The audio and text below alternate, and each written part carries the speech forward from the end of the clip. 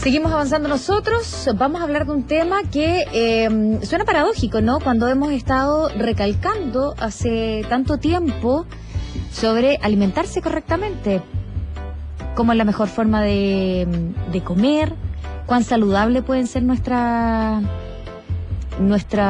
productos, nuestros alimentos, de lo mal que hace el sobrepeso, de lo mal que hace una mala alimentación, de los daños que nos pueden generar.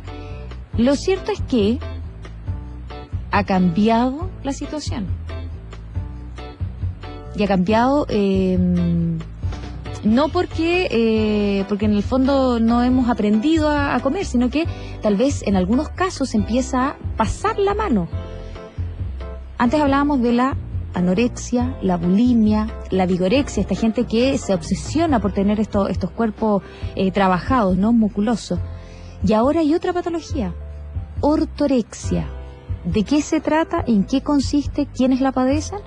Lo vamos a conversar de inmediato con Sofía Bennett, médico del Centro Benefit Nutrición. ¿Cómo estás, Sofía? Gracias por conversar hoy en la radio con nosotros. Hola, gracias a ti por invitarme. A ver, Sofía, cuéntanos un poco esto de la ortorexia, que es un término que poca gente maneja. Sí, bueno, un término más o menos nuevo que se usa hace un par de años.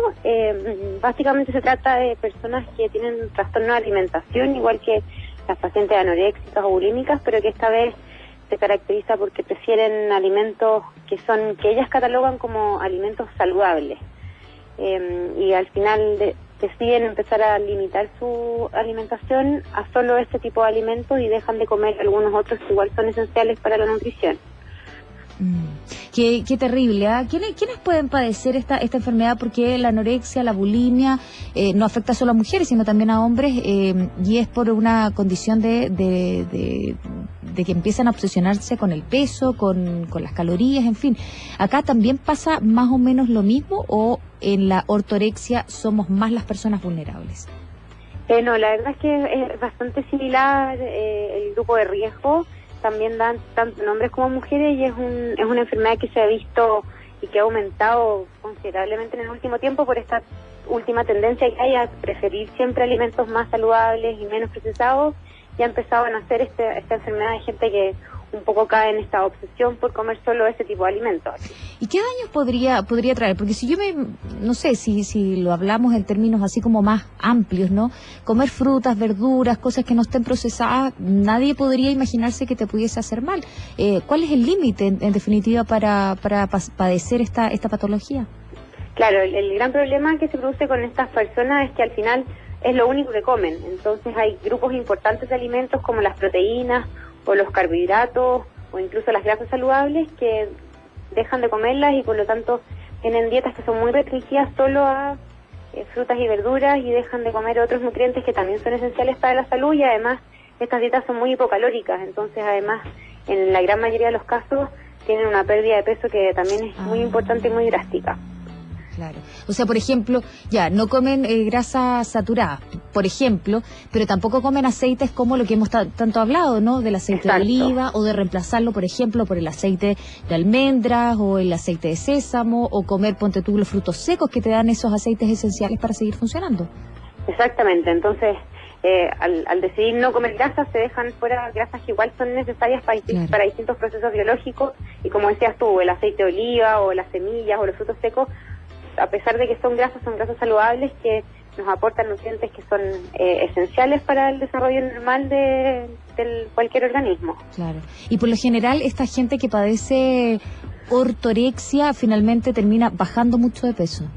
Claro, entonces al final baja mucho de peso y al mismo tiempo en los casos en que no bajan de peso empiezan igual a hacer déficit de algunos nutrientes, por lo tanto igual se enferman y caen en riesgos nutricionales importantes y de salud.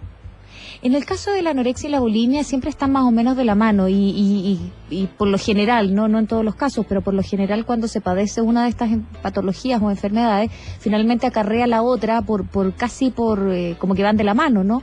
En el caso de la ortorexia podría ser un poquitito lo mismo, que desencadenara después una anorexia o una bulimia o una vigorexia. O sea, no necesariamente van a ir juntos estos trastornos alimenticios, pero sí obviamente o alguien que tiene o que padece alguno de estos trastornos tiene mucho más riesgo que la población general de asociarse a otros de estos trastornos como la anorexia o como la vigorexia. ¿Cómo hacer para que, porque las nuevas generaciones, te lo digo como experiencia personal, ponte tú, mi hija, tanto hemos hablado de los sellos que de repente a uno como papá a lo mejor se le pasa la mano, porque ahora todos los productos, ella se fija cuántos sellos tiene. Entonces, claro, yo lo encuentro súper bueno desde el punto de vista que no va a comer un producto que eventualmente sea alto en, pero ¿dónde está el límite? Porque a lo mejor estoy siendo excesivamente estricta en un área y que ella después pueda padecer la ortorexia. Sí, ahí lo más importante es informarse y educarse bien y saber un poco separar qué alimentos son efectivamente malos para la salud, que es un poco haciendo hincapié en este tema del etiquetado nutricional, en que al final su objetivo es tratar de evitar consumir la mayor cantidad de alimentos procesados posibles y no caer en el extremo que es dejar de comer todos los grupos de alimentos. Entonces al final ahí el rol importante que tienen los papás en tu caso o en general la población es educarse bien y entender que si bien hay muchos alimentos que no son buenos, es muy importante también lograr un balance en lo que uno come y nunca dejar de lado algún grupo de alimentos, ya que todos estos son esenciales para la salud y lo más importante es si uno por alguna preferencia o por algún cambio que quiera hacer en la dieta o por ejemplo los vegetarianos o los veganos, siempre es importante estar bien asesorado y educarse bien al respecto para así no padecer ningún déficit nutricional a la larga.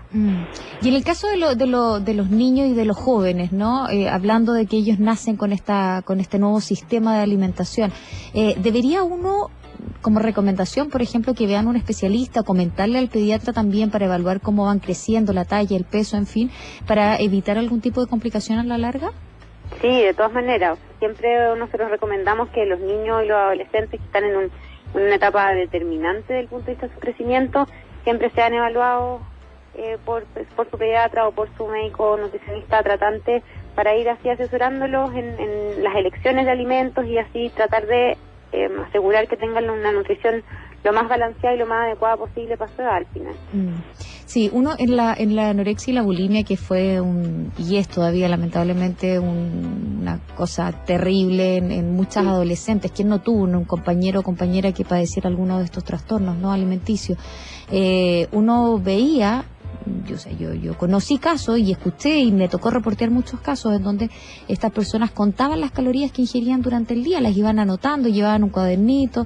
Claro, lo hacían de manera súper privada, pero cuando ya la cosa se empezaba a desencadenar y ya estaba como un poquitito fuera de control, uno se iba dando cuenta y se iba enterando, ¿no?, de esta situación. ¿Cuándo nosotros deberíamos poner ojo y decir, a ver, esta persona tiene pinta de que va a padecer o está padeciendo una ortorexia? Porque me imagino que ahí es mucho más difícil de poder darse cuenta.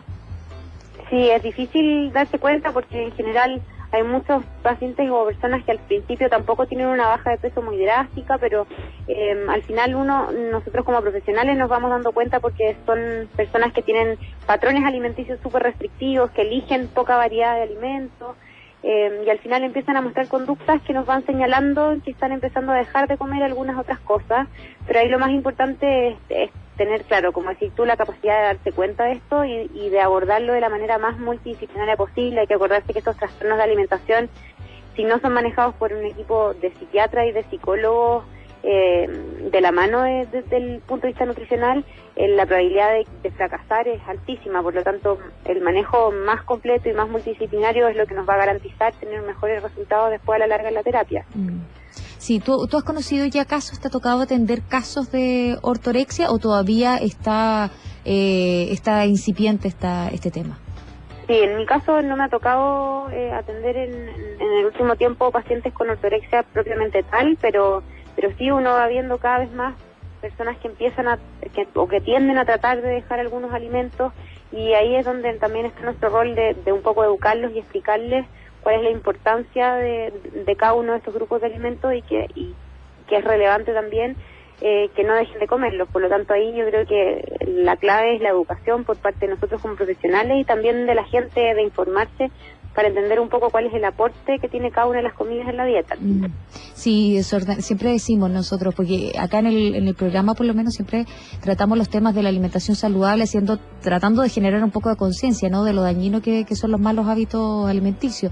Pero en definitiva también siempre recomendamos, y los expertos siempre lo destacan, una vez a la semana o algunos días de la semana salirse de la dieta no tiene nada de contraproducente, al contrario. Sí, o sea, al final uno lo que tiene que hacer es lograr cambiar hábitos, tratar de comer lo más saludable posible, pero entender que también vivimos en un mundo occidental con miles de influencias de comida que no es saludable y que al final siempre el balance y lograr un equilibrio es lo ideal. Entonces, siempre irse a los extremos va a ser dañino, por lo tanto todos entendemos que de vez en cuando salirse de la dieta o tener una elección de comida un poco menos saludable o no tan ideal como uno esperaría, también es parte del proceso normal de alimentación de cualquier persona, especialmente en el mundo occidental, que estamos expuestos a todo tipo de comidas que son altas en todo, pues, en carbohidratos, en grasa. Absolutamente.